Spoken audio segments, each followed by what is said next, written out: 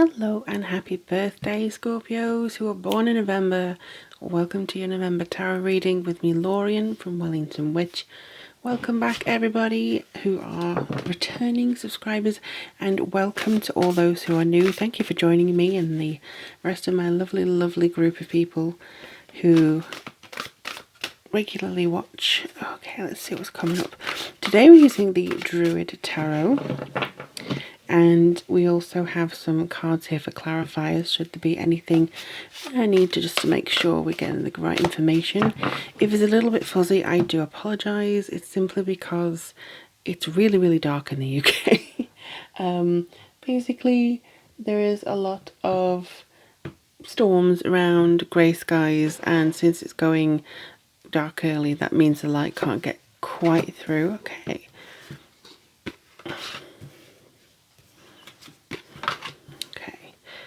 So we have the Magician in reverse, we have the Queen of Pentacles, the Six of Cups, and the Prince of Swords. Now, I remember in the last reading I did for you, and this is a little bit wonky, let me see if I can fix it. There we go. In the last reading I did for you, it was mainly saying about coming into your own power in October and feeling that power. Now, I feel actually that there's been a struggle with accepting that power, or there's been a delay. And it's actually, for some of you, been forced back a little bit. You feel like you were ready to step into power, but something made you check yourself. And potentially for some of you, you feel as though, hang on a second, I didn't achieve the amount of stuff I achieved or I wanted to achieve. So I think that's kind of playing on your mind a little bit. I do feel that some of you may have experienced health issues in October. You know, since it was like the month of the 12th house, this was endings, healing, maybe being solitude, and maybe feeling like you were just pushed to one side a little bit. Your needs were pushed to one side. I feel like the Magician is in recovery. Now, reversals, it doesn't mean that it's negative. It just means the energy isn't flowing the right way. So I feel like, you know, whatever it is that you've been through, you're still recovering. Be consciously aware of what your body is telling you. We're in a weird time right now. It would be even weirder for you to push and force yourself to do something that is making you physically ill. So if you are doing anything like that, even if it's a mental process that is making you physically ill, please try and reduce that. Please try and release that pattern.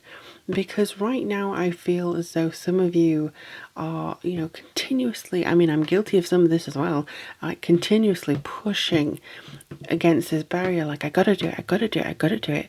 Scorpios don't like quitting. They don't like giving up. They're fine walking away from something that no longer serves them and just completely severing that. That isn't quitting. That is releasing something that is not very good for them. But quitting is like giving up on something that's a dream, or giving up on something that they know they can do. Please don't test yourself. Don't test your limits this month. Just be nice to yourself. Be nice. You have all the tools that you need to make a success of yourself. You have all the tools you need to make a strong foundation for yourself. It does not have to be yesterday. It does not have to be this minute. It has to be when you feel ready and right and healthy enough to do so. So if you have been pushing yourself, please just learn to relax a little bit. It's your month of celebration. The veil is thin. It's Scorpio season. It's wonderful. Please just ease on through if you can. And then we have the Queen of Pentacles. Now with the Queen of Pentacles, she's down to earth, she's very motherly, but she also has the wisdom of experience. Again, we have a little March hare here, so it could symbolize something that's, you know, spring coming through, the snowdrops here. I think whatever you set your intention to this month is actually going to pay off early next year. So I'm using the Northern Hemisphere seasons, so this could mean February, March for everybody. So I feel like this is something that you are working towards. She does have a kind of bang your own drum feeling here. Bang your own drum, go to your own tune, and I think that you have to know that your body has its own tune as well. So if that's kind of off or out of sorts, there needs to be something, you know, you need to recalibrate. I think for instance, just taking a little sample out of me, the reason these readings are slightly close to the wire is because October has just been full of like distractions and things happening because it's Mercury retrograde that you didn't plan on. For instance, 2 laptops going down. So that's the kind of thing that, well, 1 laptop going down, 1 laptop still broken. So that's the kind of thing that is happening right now. Things are coming into your way, but it's how you deal with moving forwards. And I think she's saying, look, listen to your body. If it needs rest, rest. If it needs to have water, hydrate it. You know, that feeling of understanding the material needs that your body has are being met. So your body needs energy, so energy comes from food and water and rest and relaxation, and your mind also needs that as well. But I think in the practical sense of this, she seems very comfortable. She's not dressed up to the nines. She's not completely showing off her queenly wealth. She's sitting on a nice throne, stone throne, solid, beating a rhythm of a drum, just kind of entertaining herself, which is probably what we've all been doing for the last 7 months. But it just feels like you have a lot of potential coming through here if you just sit, listen, and be with yourself in November. Just rest, please. Please, I beg you, just rest, because you are needed. You get the raw end of the public perception, Scorpio, you do. I think you, Gemini, and maybe Sagittarius or Capricorn actually get a bit of the raw end of the deal sometimes, but it's just something that feels like you are needed. Your experiences, your advice, your abilities are needed. That's kind of what I'm feeling here.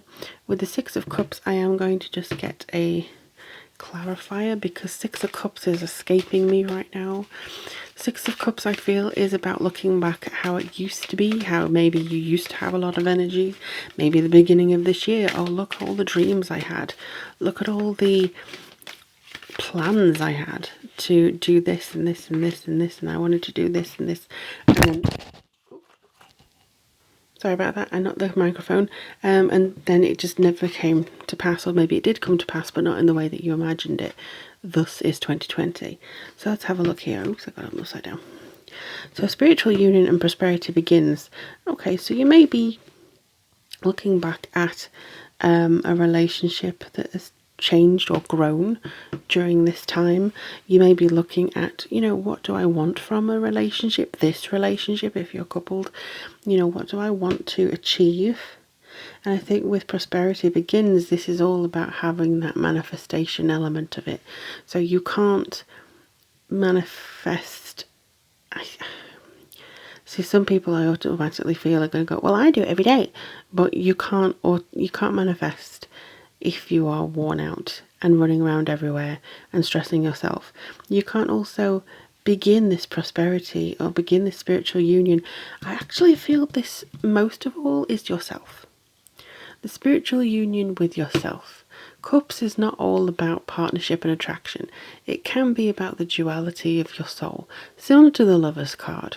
You know, the Lover's card is, oh, it's relationship, it's Gemini, it's sexuality, it's being with somebody else. It's also having two halves of a whole within yourself. You being complete within yourself. And I think this is a lot of November for you.